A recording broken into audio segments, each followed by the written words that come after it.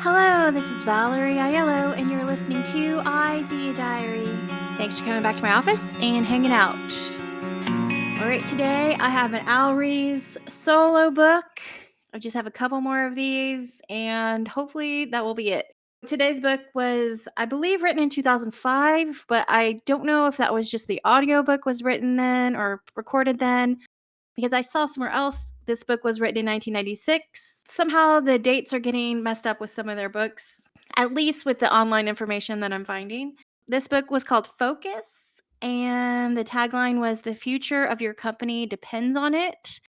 There are a couple of things in this book, but at this point, there is a lot of repeating, but at this point, I feel like I'm kind of learning how Al kind of had an idea to teach something, and it kind of takes a couple books to get the hang of it. And there is a lot of repeating in a lot of the books, but I think it's just trying to hammer in the ideas that he was trying to convey. I'm learning something with each book and how he explains things a little bit differently, but kind of the same. So there's that repeating thing. So you learn the most by repeating. I just took some notes. This book wasn't divided up by any certain laws or anything like that. So let's just go through it. Focus 2005. Line extension can kill a brand. So they talk about that a lot in the 22 Immutable Law books, pretty much in all the books. And the example is A1 Steak Sauce tried to make a chicken sauce because they thought that their steak sauce was so popular that, of course, their chicken sauce would be just as popular, but they named it A1 chicken sauce and they spent $18 million trying to make it happen. And obviously, no one's ever heard of A1 chicken sauce.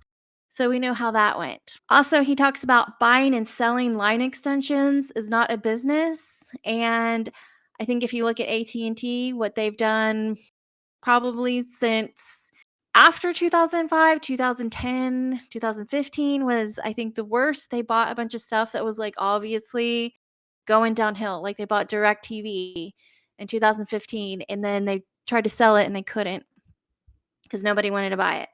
Or at least they didn't want to buy it for a reasonable price. He did mention something that was kind of an aha moment for me to consider, which was small towns will have general stores, whereas in New York City, big city, will have a lot of specialized stores. And then that just made me think the internet brings you micro stores. So I think all of these types of businesses are still valid today.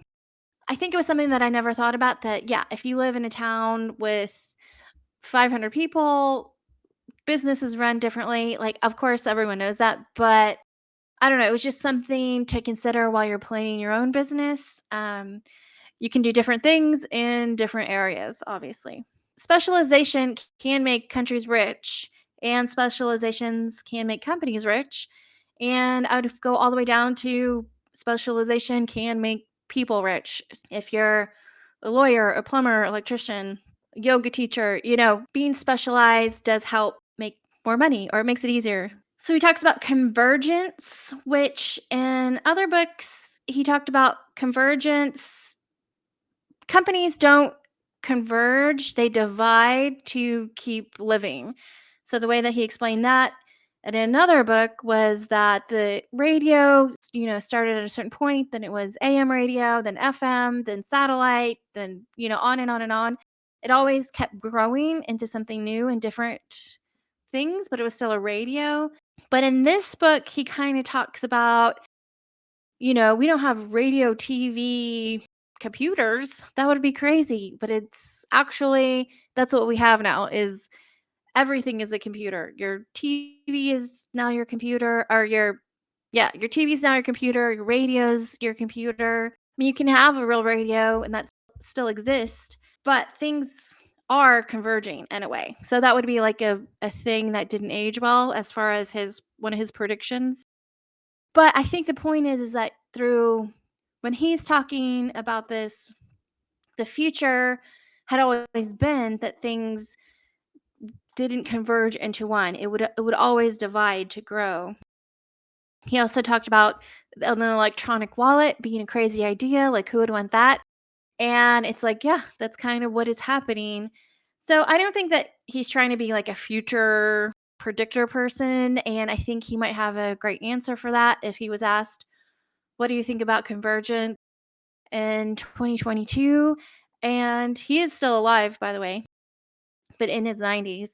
I think what it is technology is getting faster and faster, so we can actually see the convergence happen in a lifetime and even faster. Interpret that how you want to.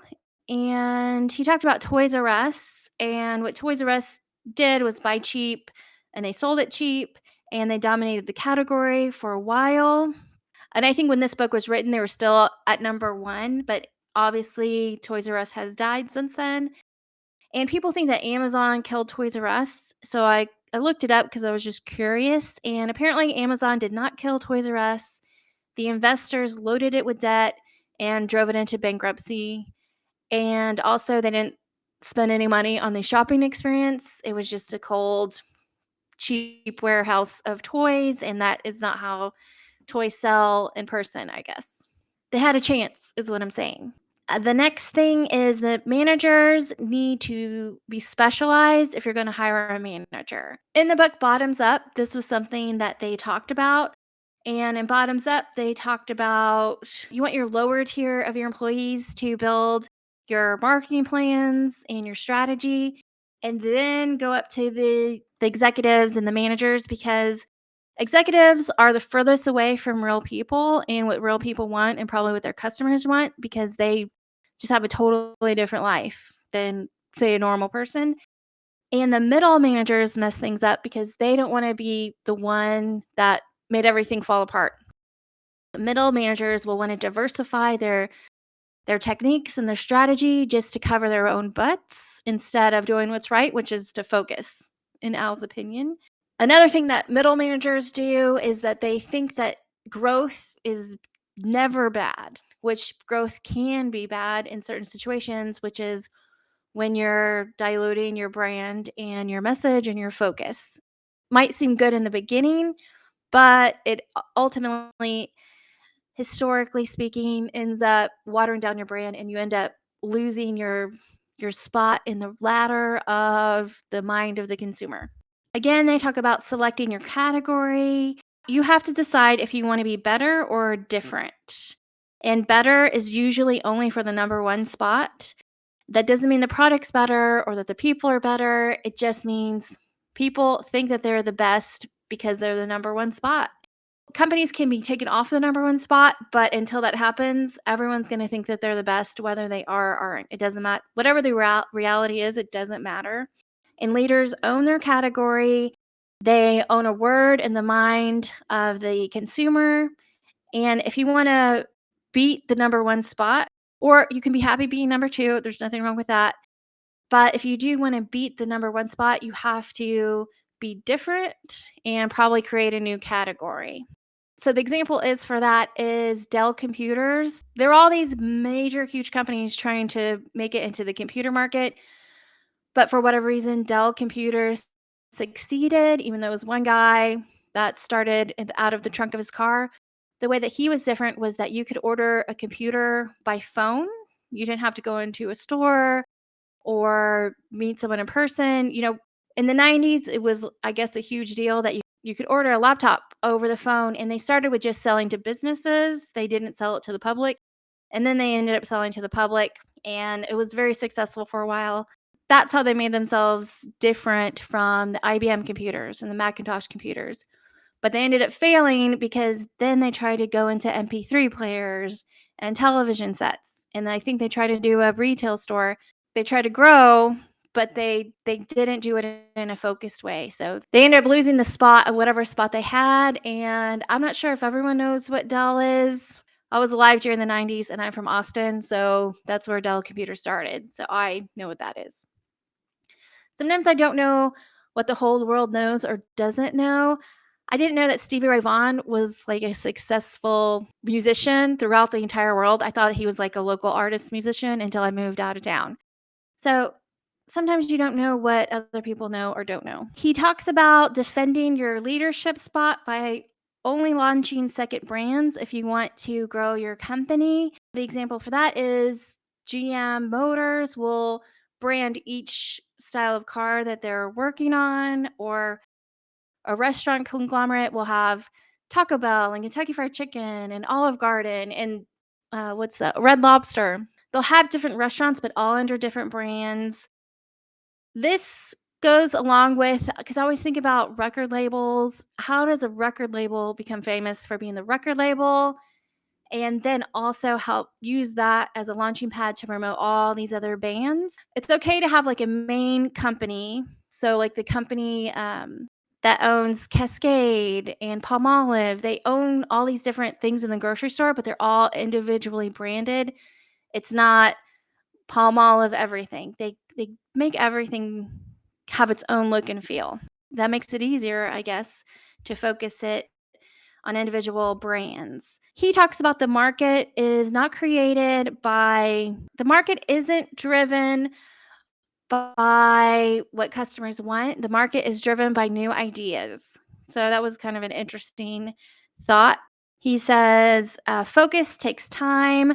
Focus is simple and focus is immediately understandable, which is something that I need because I feel like I never make sense. And when I have 1,000 ideas, it's really hard to make them make sense to people. So this book is definitely helping me just get that into my brain that I've got to go simple. I can't have one brand that captures it all. I've got to just bite the bullet and make different brands.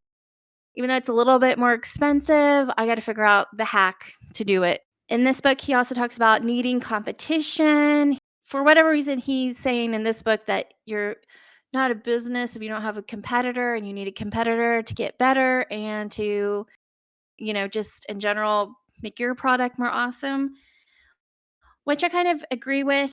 But in other books, he talks about if you don't have a competitor, that you're kind of first to the marketplace, and then you can get away with a lot more. You can do line extensions, then you don't have to defend your spot. You can kind of get a little bit crazy and come out with a lot of different ideas. But the second you have a competitor, you gotta stop all the experiments and got to focus. He talks about focus on what single product is going to be best, hope for the future of the business. So this is definitely something that I need to work on, and just focusing on the best. And I think that goes along with the 80-20 rule, where out of 100% of your efforts, only 20% of that time is going to actually matter. 80% of it is just going to be for nothing. So just trying to figure out what's that 20%, what's that thing that's going to get you further along faster and making more money.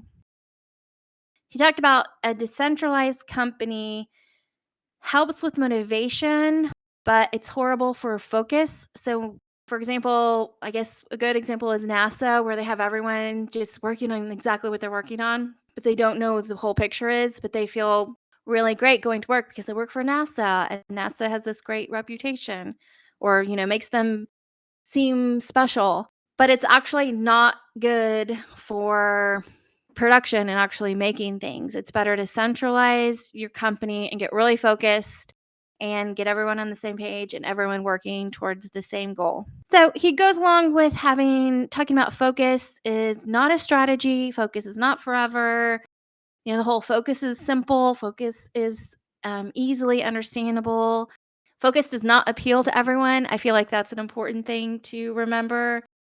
Focus is not hard to find, and focus is not instantly successful. It takes time to build the customers and to figure out how you're going to sell it. And focus is powerful, and focus is memorable. So that's it on this book. I have a couple more, I think, just based on Laura Ries, the daughter of Al Ries. So maybe two more episodes of this kind of team of marketing geniuses, branding geniuses books. I'm learning a lot. I know it might be a little boring. So at some point, I'm going to move on. I'm just getting through it because I feel like something's just nudging me on the inside to know everything about everything they've written. So I will be back with a couple more episodes on this. And if it's boring, I'm really sorry. All right. That's the show, and thanks for hanging out. Bye.